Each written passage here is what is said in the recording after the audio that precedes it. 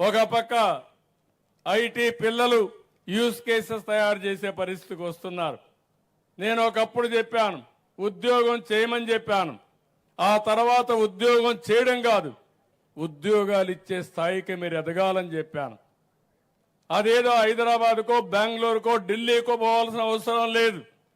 ఈరోజు మీ ఇంట్లో మీరు కూర్చొని నాలెడ్జ్ ఎకానమీలో పనులు చేసే పరిస్థితి వచ్చింది, కంపెనీలు ప్రారంభించే పరిస్థితి వస్తుంది. ఇది వాస్తవం అని చెప్పి కూడా నేను మీకు తెలియజేస్తున్నా. నేను రైతులందరికీ ఒకటే విజ్ఞప్తి చేస్తున్నాను. ప్రజల్లో ఆహారపు అలవాట్లు మారాయి. ఒకప్పుడు అందరం కూడా వరిధాన్యమే తినేవాళ్ళం. అంత మునుపు అయితే మన నాయకుడు ఎన్టీ రామారావు గారు రాకమునుపు అందరూ రాగి సంగటే తినేవాళ్ళు. ఆయన వచ్చిన తర్వాత ₹2 కేజీ బియ్యం పెట్టి అందరికీ రైస్ ఇచ్చే పరిస్థితికి వచ్చారు. ఈరోజు రైస్ కూడా తినే పరిస్థితి లేదు. చాలా మంది షుగర్ వస్తుందని రైస్ మానేసి కూరగాయలు ఎక్కువ తింటున్నారు, లేకపోతే ప్రోటీన్స్ ఎక్కువ తింటున్నారు, మిల్లెట్స్ ఎక్కువ తినే పరిస్థితికి వస్తున్నారు. ఇలాంటివి వచ్చినప్పుడు రైతులు కూడా మారాల్సిన అవసరం ఉంది. ఇప్పటికే చాలా మంది మారారు. ప్రజల ఆహార అలవాట్లు బట్టి మన పంటల విధానానికి కూడా శ్రీకారం చుట్టాం. రాయలసీమలో హార్టికల్చర్ వస్తూ ఉంది, ఆంధ్రాలో అక్వాకల్చర్ వస్తూ ఉంది, మిల్లెట్స్ ఎక్కువ ఉత్పత్తి చేసే పరిస్థితికి వచ్చారు. ఇలాంటి అనేక కార్యక్రమాలతో మనం ముందుకు పోతున్నాం. ఈ విషయం కూడా మీరు ముందుకు గుర్తుపెట్టుకోవాల్సిన అవసరం ఉంది. నేను అందుకని ఒకప్పుడు కరెంట్ అయితే ఎక్కడో ఉత్పత్తి అయ్యేది. ఈరోజు మీ ఇంటి పైన మీరు కరెంట్ ఉత్పత్తి చేసుకునే పరిస్థితికి వచ్చాం. రూఫ్ టాప్ లో పవర్ తయారు చేసుకునే పరిస్థితికి వచ్చాం. సూర్యగర్లో ప్రతి ఒక్క ఇంటికి 2 కిలోవాట్లు అంటే 240 యూనిట్లు ఉత్పత్తి చేసుకోవడానికి ఫ్రీగా ఇస్తున్నాం ఎస్సీలకు ఎస్టీలకు. మిగిలిన వాళ్ళకు 3 యూనిట్ల వరకు అంటే 3 కిలోవాట్లు ఇస్తాం. 3 కిలోవాట్లను 78,000 రూపాయలు సబ్సిడీ ఇస్తాం. మీరు పెట్టుకొని దానికంటే ఎక్కువ అయితే మీరు తిరిగి పే చేయడం కానీ లేకపోతే మేమే పెట్టి మీకు ఇస్తాం.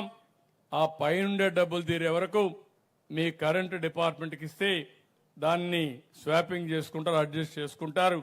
ఆ విధంగా కూడా ముందుకు పోతున్నాం అని చెప్పి నేను మీకు తెలియజేస్తున్నా. ఈరోజు నేను ఒకటే మిమ్మల్ని కోరుతున్నాను. నేను ఒక 10 ప్రిన్సిపల్స్ తీసుకున్నాను. జీరో పావర్టీ నా జీవితాశయం.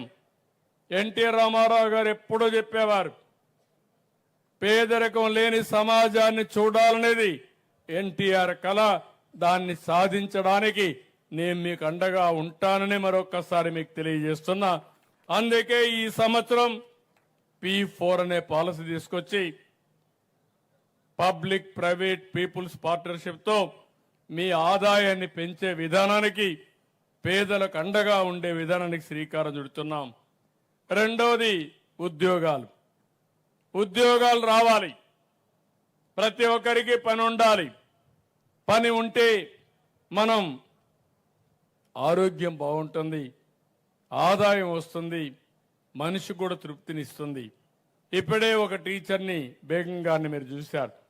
ఆవిడ మాట్లాడినప్పుడు నేను దినానికి 3-4 గంటలు కష్టపడుతున్నాను, దీనివల్ల నాకు ఆనందంగా ఉంది. కొంతమంది అన్నా నాకు మానసిక వికాసం ఉంది, నాకు స్ట్రెస్ లేదు, ఏదో ఒక పని ఉందని చెప్పే పరిస్థితికి వచ్చింది. ఇది యథార్థం. అందుకని ఈరోజు పనికి కూడా నేను చూసింది, దీన్ని పెద్ద ఎత్తున ప్రోత్సహిస్తున్నాను. ఏదైతే ఈరోజు మీరు ఆలోచిస్తున్నారో వర్క్ ఫ్రమ్ హోమ్ అనేది ఒక విధానం కావాలి. మీకు అవసరమైతే స్కిల్ డెవలప్మెంట్ కోసం ప్రత్యేకమైన శ్రద్ధ పెడతాం. కంపెనీలు కూడా తీసుకురావడానికి ప్రోత్సహిస్తాం. మీ ఇంట్లో మీరు కూర్చొని చదువుకున్న వాళ్ళు పనిచేసే విధానానికి శ్రీకారం చుడతామని చెప్పి కూడా నేను మీకు తెలియజేస్తున్నా. చాలా మంది ఆడవాళ్ళు ఉన్నారు. ఒకప్పుడు డాక్రా సంఘాలు పెట్టాను, పొదుపు ఉద్యమం నేర్పించాను. ఆ రోజు అందరూ నన్ను ఎగతాళి చేశారు. ఏంటి ఈ డాక్రా సంఘాలు ఏమైనా చేయగలుగుతారా, వీళ్ళు ఏం చేయగలుగుతారు అని అంటే, ఏం చేస్తారో చేసి చూపిస్తారని చెప్పాను. నేను ఆ రోజు వేసిన విత్తనం ఈ డాక్రా సంఘాలు, మా ఆడబిడ్డలని చెప్పి కూడా నేను మీకు తెలియజేస్తున్నా. ఈరోజు బ్రహ్మాండంగా ముందుకు పోయారు. పొదుపు ఉద్యమంతో ప్రారంభించి ఒక శక్తివంతమైన మహిళా శక్తిగా మీరు తయారయ్యారు. ఈ రోజు మీ అందరి శక్తిని మళ్ళీ ఉపయోగించుకొని పెద్ద ఎత్తున మిమ్మల్ని చిన్న చిన్న పరిశ్రమలను ప్రోత్సహించి తద్వారా మీ ఆదాయం పెంచే కార్యక్రమానికి కూడా ముందుకు పోతాం. నేను అందుకే మొన్న ఒక మాట చెప్పాను, గ్రామాల్లో డైరీకి ఎక్కువ ప్రాధాన్యత ఇవ్వాలి. ప్రతి ఒక్క ఇంట్లో పేదవాళ్ళ ఇండల్లో ఒక 2 బర్రెలు కానీ ఆవులు కానీ ఉండే పరిస్థితి రావాలి. దీనివల్ల నెలకు ఒక 30,000 రూపాయల ఆదాయం వస్తుంది. ఒక వయస్సులో ఉండి ఇంట్లో ఎవరు లేకపోతే అలాంటి వారికి 2 ఆవులు పెంచుకుంటే తద్వారా యాక్టివిటీ ఉండే పరిస్థితి వస్తుంది, ఒక పని ఉండే పరిస్థితి వస్తుంది. దీనికి కూడా ఏమే విధంగా మోడర్నైజ్ చేయాలనో అవన్నీ కూడా చేస్తాం. అదే మాదిరిగా మూడోది పాపులేషన్. ఈరోజు పాపులేషన్ మీరు చూస్తే మానవ వనరుల అభివృద్ధి కావాలి, స్కిల్ డెవలప్మెంట్ కావాలి. ఇంకో పక్క జనాభా కూడా తగ్గిపోయే పరిస్థితి వస్తూ ఉంది. ఈరోజు మీ కందుకూరులో కూడా 1.6 ఫెర్టిలిటీ రేట్. ఒక దంపతులు 1.6కు మాత్రం జన్మనిస్తున్నారు. అంటే 2.1 ఉంటే రీప్లేస్మెంట్ లెవెల్. మీ ఊర్లో మీరు చూస్తూ ఉంటారు, జనాభా తగ్గిపోతూ ఉంటారు. ముసలి వాళ్ళు ఏజ్ అయిన వాళ్ళందరూ ఉంటారు, చిన్నపిల్లలు కనపడరు, ఉన్నా కూడా కొంతమంది బయట వెళ్ళిపోతారు. కడాన ఊర్లన్నీ కూడా పాడుపడిపోయే పరిస్థితికి వస్తూ ఉంది, చూసుకునే వాళ్ళు లేక. అందుకే నేను చెప్తున్నాను, జనాభా పెంచడం కూడా మీ అందరి బాధ్యత. జనాభా లేకపోతే కొన్ని దేశాలు చాలా ఇబ్బందులు పడిపోయినాయి. కొన్ని దేశాల్లో మనుషులే లేరు. ఇప్పుడు భారతదేశం నుంచి మనుషులు పంపించమని మనం అడుక్కునే పరిస్థితికి వస్తున్నారు. అందుకే ఒక పక్క జనాభా బ్యాలెన్స్ చేయడం, రెండోది నైపుణ్యాన్ని పెంచడం, చదువు చెప్పించడం చేస్తే ఏమాత్రం డోకా లేదు. ప్రపంచాన్ని శాసించే శక్తి మన పిల్లలకు ఉందని చెప్పి కూడా నేను మీకు తెలియజేస్తున్నా. అదే నిరూపించాలనుకుంటున్నాం. ఇంకో పక్కన మీరు ఒకసారి చూస్తే వాటర్ సెక్యూరిటీ,